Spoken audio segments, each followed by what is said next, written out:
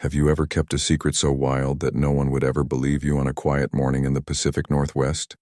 Atlas, a 35-year-old man living alone near the edge of the forest, found something waiting at the edge of his property, something he thought he'd never see again. It carried something in its hand, wrapped in old cloth.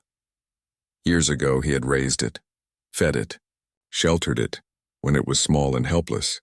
Now it had returned, and what it brought would change everything he thought he knew about the wild, and about love itself. Atlas had never planned to live alone.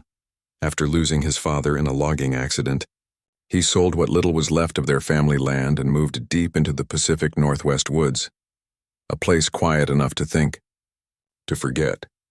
He built a cabin with his own hands, surrounded by fir trees so tall they blocked most of the sunlight. The nearest town was 20 miles away. Most days his only company was the distant echo of woodpeckers and the steady flow of the river that cut behind his property. He liked it that way. Simple, predictable, silent. But one foggy morning years ago, that silence broke. Atlas was out checking his animal traps when he heard a cry.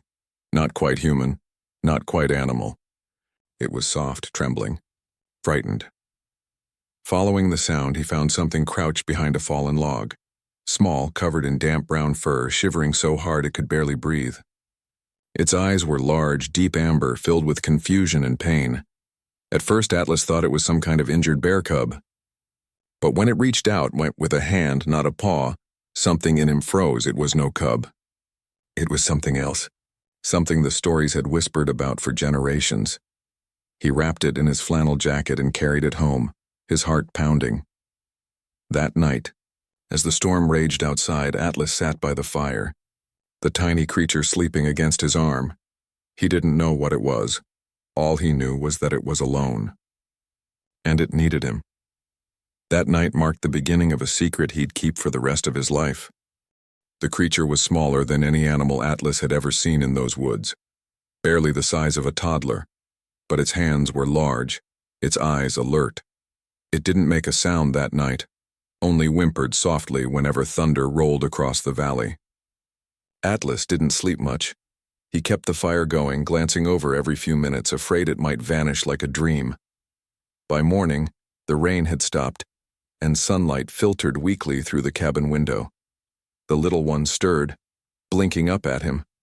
Its face was gentle, too human to ignore, too wild to explain. He gave it warm milk from a tin cup. It hesitated, sniffed, then drank in quick, desperate gulps. When it finished, it pressed its small hand to his arm, almost as if to thank him. That simple gesture struck him harder than anything had in years. Days turned into weeks. Atlas built a small sleeping corner near the fireplace, lined with old blankets and pine needles for comfort. He named it Ash, after the storm that had brought it to him. Ash grew fast. Within months, it was walking around the cabin, mimicking Atlas's every move. It copied him when he chopped wood, tried to hum when he whistled, and even followed him to the river, always curious, always near. Sometimes when the wind howled through the trees, Ash would look toward the forest and whine softly, like it was listening for someone who never came. Those were the nights Atlas stayed up longer, keeping the fire high, telling it stories he once heard from his father, about the land, the mountains, and the things that lived in between. He never told anyone, not the ranger who stopped by once a year, not the man from town who delivered supplies. He couldn't. Who would believe it? Instead, he made sure Ash stayed hidden. When visitors came, the creature watched from the shadows behind the barn, silent and still. The bond between them grew quietly, like roots under the soil. Atlas had known loneliness his whole life, but now when he returned from the woods carrying firewood or fish, there was always a soft patter of steps waiting inside.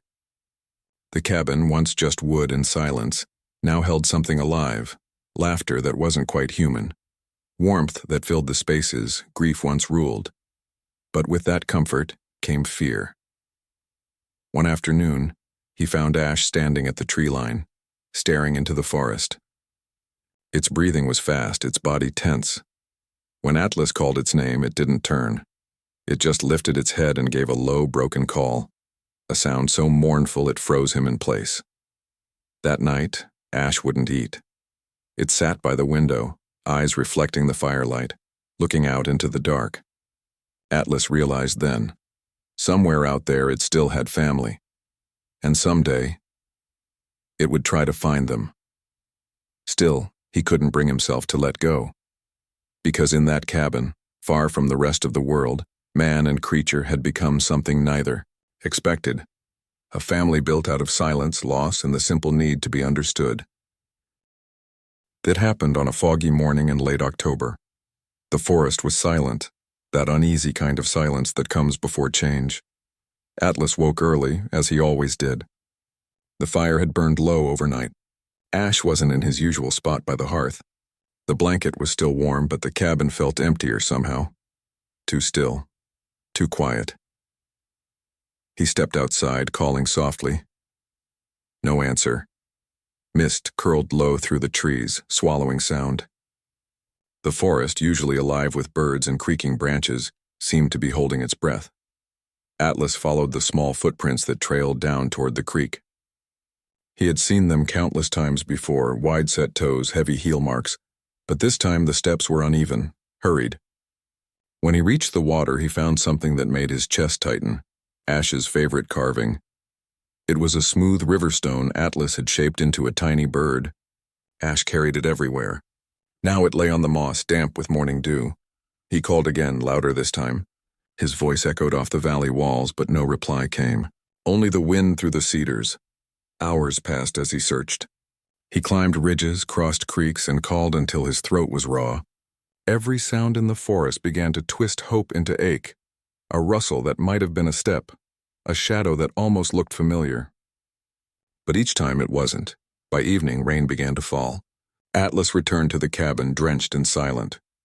The fire had gone out completely. He sat there for a long time, staring at the small bed of blankets by the hearth. Every object in the room seemed to whisper memory. The cup Ash used, the marks on the table where its claws had scratched, the handprints near the window. For days he kept the fire burning, in case the creature found its way back, but it didn't. The woods stayed quiet. No movement near the tree line, no rustle at the door. Only the distant cry of ravens and the endless hum of the rain. Weeks later, as the first frost settled, Atlas went out one last time to search. Deep in the valley, near a cluster of old cedar trees, he found large tracks, fresher than the rest. They weren't ashes, they were bigger. He knelt beside them, running his hand along the impressions in the mud. He didn't know whether to feel relief or heartbreak. Maybe Ash had found them, its own kind. Maybe it was never meant to stay. When he returned to the cabin that night, he placed the stone bird back on the mantel beside the photograph of his late wife. He whispered, almost to himself, "At least one of us got to go home." From then on, Atlas lived quietly. He still chopped wood, still walked the trails, still talked to the forest, though he knew it wouldn't answer. But every now and then, on still nights, he'd hear faint calls echoing from the ridge, deep, distant, and strangely familiar, and each time, he'd smile faintly, whispering into the dark, "I hear you, kid. I hear you." In that lonely cabin, surrounded by endless wilderness, Atlas learned that some love stories don't end.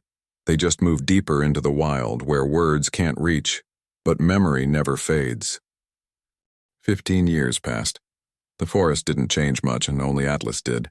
His hair turned silver. His hands grew slower, but he still chopped wood every morning, still lit the same old stove, still left a bowl of water by the porch out of habit. He told himself it was for raccoons, but deep down he knew who it was really for. Life had quieted into a steady rhythm of solitude. He didn't expect visitors anymore, not from the town and certainly not from the wild. But some part of him still looked toward the tree line each dusk, like a man waiting for a voice he'd long forgotten how to hear. Then, one early winter morning, something stirred the silence. The crows went quiet first. Then came a sound, faint but heavy, footsteps moving through snow. Slow, deliberate. The same rhythm he remembered from a lifetime ago. Atlas froze in the doorway. The forest beyond the clearing was gray with mist. For a moment he thought his mind was playing tricks on him, but then a shadow appeared between the pines. Massive, broad-shouldered, walking upright. It stopped just at the edge of the clearing. He knew those eyes before his mind caught up with his heart. Amber, calm, and impossibly human. Ashen only, but not the helpless creature he'd once fed and bandaged. This one was enormous, towering. Its fur streaked with silver and its posture steady and strong. The face had changed, but the eyes hadn't. They still carried that same unspoken gentleness. For a long time, neither moved. The years between them hung thick in the air, a silence filled with everything that had never been said. Then Atlas noticed something in Ash's hands, wrapped in old cloth, clutched gently, like it was something precious. The creature stepped forward and knelt, setting it down at Atlas's feet. Atlas crouched slowly, his breath catching.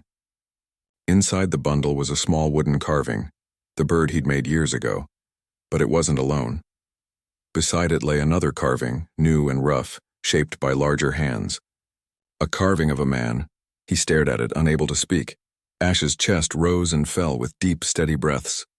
The creature looked at him, not as a wild thing, not as something apart, but as something that remembered. For a long while, they stayed like that, man and being face to face, the years melting away under the soft snow. Atlas finally whispered, voice trembling. "You remembered?" Ash tilted its head slightly, then placed one enormous hand gently against the ground, the same spot where Atlas's boots pressed into the snow. A shared gesture, a quiet thank you. Then, slowly, Ash stood and took a step back. Another. Its eyes lingered one last time, steady, knowing, before it turned and disappeared into the mist. Atlas stood there until the forest swallowed the last sound of footsteps. Snow fell heavier now, covering the tracks almost as soon as they were made. He bent down, picked up the carvings and held them close, one old, one new. Father and son, human and wild, the circle closed. That night he placed both figures on the mantel beside the stone bird. The firelight flickered across their shapes, dancing like memory made visible. Outside, the wind moved gently through the pines, carrying with it a low, distant call, deep and familiar. Fading into the dark, Atlas closed his eyes, whispering to the sound, "Good to know you made it, kid." And for the first time in years, the forest felt alive again. The days after the encounter passed quietly. The forest returned to its usual rhythm. Wind through the firs, crows calling at dawn, snow melting into slow trickles down the ridge. But something inside Atlas had shifted. He went about his chores, chopping wood, fixing tools, boiling water for tea, yet every action felt heavier with meaning, as if each sound, each scent of pine, carried an echo from that morning. He often caught himself glancing toward the tree line, half expecting to see that tall, shadowed figure watching again. It never came. But that didn't matter anymore. That small bundle Ash had left behind still sat on the mantel. The two carvings, his and the creature's, side by side, one rough, one smooth. Both imperfect. Both made by hands that cared. At night, Atlas would sit near the fire staring at them. The flames would throw long shapes against the cabin walls, like the two of them still there, talking in silence. He thought about what had just happened, how an animal, something the world refused to believe existed, had remembered kindness after all those years. People spent lifetimes searching for proof. He thought of the unexplained, the miraculous, the divine. Yet here it was, proof of something far quieter, that compassion never disappears. It takes root even in the wild. He realized now that what he'd done all those years ago hadn't just saved a creature.